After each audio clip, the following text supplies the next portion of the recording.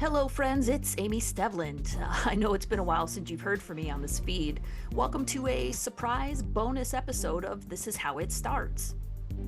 It's February of 2025, and already it's been a lot. The current political climate continues to push back civil rights and perpetuate the oppression and erasure of Black voices. The undeniable truth is that Black artistry has shaped every ounce of our shared culture. And that's been the focus of my special project, Portraits of Excellence, Black icons that transformed music and culture. It's an illustrated tribute to amplify the artists who've moved us, broke barriers, and shaped today's world. For me, this isn't new, though. I've been illustrating these artists for decades, most notably Janet Jackson for over 30 years. What started as a quiet, personal project has turned into something more meaningful. I've heard it said that what you focus on grows. So I could complain about the state of the world, or I could focus on amplifying these stories of creativity, resilience, and inspiration. So as we enter Black History Month, I really want to share this work more broadly because these artists didn't just make history, they shaped the future. In the spirit of the podcast namesake, This Is How It Starts, I want to take you back to where it all began, before I really knew why this work mattered so much to me. How Satanic Panic, my dad's dusty record collection, and a handful of childhood drawings set me on a path I never could have predicted. So let's start at the very beginning. This is part one of a series of blogs entitled Portraits of Excellence, Origins.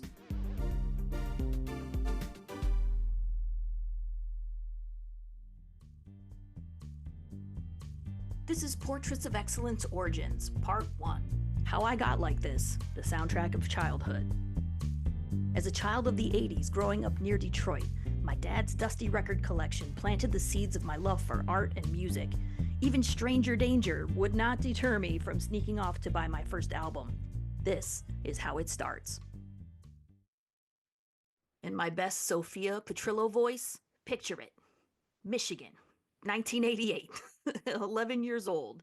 Satanic Panic is fully in effect in our house. For no apparent reason I could find, my mother started her very own one-person chapter of the PMRC, and any music that sounded like a good time was deemed devil's music and strictly forbidden. You guys, not even Kenny and Dolly were safe. Finally, at an age where I was even interested in music, my friends were all enjoying the new wave of MTV hits while I was home listening to the saccharine yet sarcastic vocal stylings of TV's Blair from The Facts of Life, Lisa Whelchel.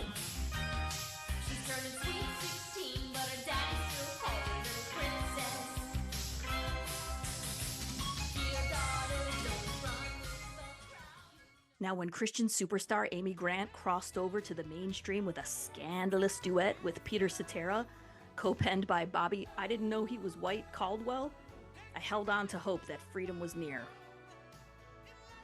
Until then, I had the loophole, my parents' record collection. My dad casually mentioned that we had this cabinet of albums because he was once a DJ in the Navy, and I will forever regret not asking any follow-up questions before he passed. This was a man I'd only seen play the drums in a polka band at a family function. Who was he, really? Who was I? Anyway, the metal cabinet of albums sat in the darkest corner of the basement, untouched. The sleeves looked like they had some mild water damage and smelled like mildew, but the combination of album sleeve artwork and the promise of hearing something other than jaunty choral hymns proved to be utterly irresistible. Dad's collection was mostly 1960s and 70s rock and pop with a splash of soul and some adult comedy. Some of my mom's albums were peppered in there too, easy listening like The Association and The Letterman, Hard Pass. However, it did bring some small twisted pleasure to change the speed to the 45 setting and make those dorks sound like Alvin and the Chipmunks. Tucked between the likes of the Mamas and the Papas and Jefferson Airplane, I found the occasional salvation in a few gems. Smokey and the Miracles, The Fifth Dimension, Rolls Royce, The Hughes Corporation, and The Silvers. These records sounded different. They had a rhythm, a groove, a swing. I didn't really know what it was then, but I felt it. If this was the music my parents listened to when they were younger, then it was absolutely fair game. My sister and I decided that our greasy child fingers would give these discs of deliverance the love, attention, hip-hop scratching, and frisbee throwing they deserved. Sorry, Johnny Mathis. Meanwhile, at my friend's house, where I made it a point to be whenever I could, we soaked in hours of video games and MTV. Back then, I wasn't aware of the struggle for airtime, but I knew that when folks like Michael Jackson, Janet Jackson, Prince, Run DMC, or the Pointer Sisters finally came on, it was electric. I would tape those songs from the TV speaker to my dad's Radio Shack portable tape recorder so I could hear them again later back home on our old basement stereo.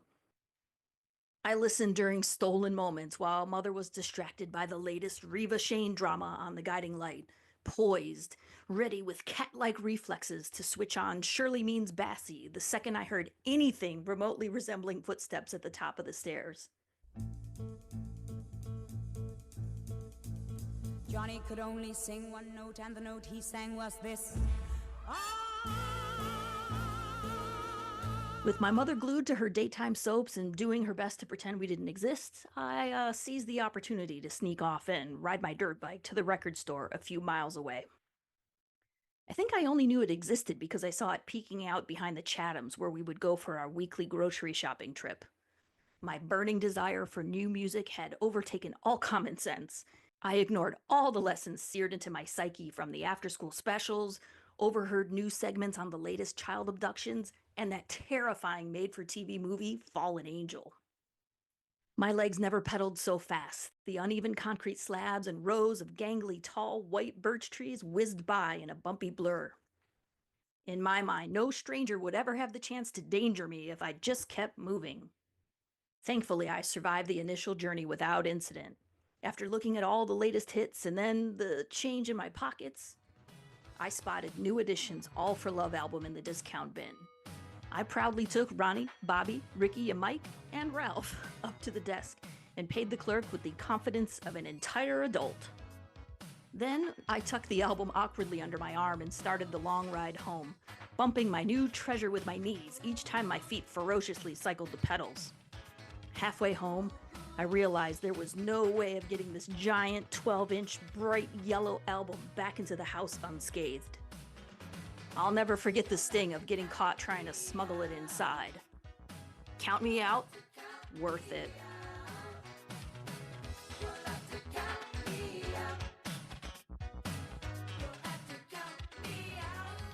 I'm still not sure why or how, but sometime after we rescued my sister's copy of Prince's Love Sexy from a hidden drawer, the music ban was miraculously lifted. Victory to the rebellion! And this was only the beginning.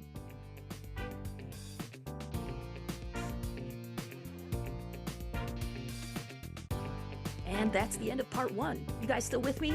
Awesome. Now there's more to come, but you're going to want to see the visuals.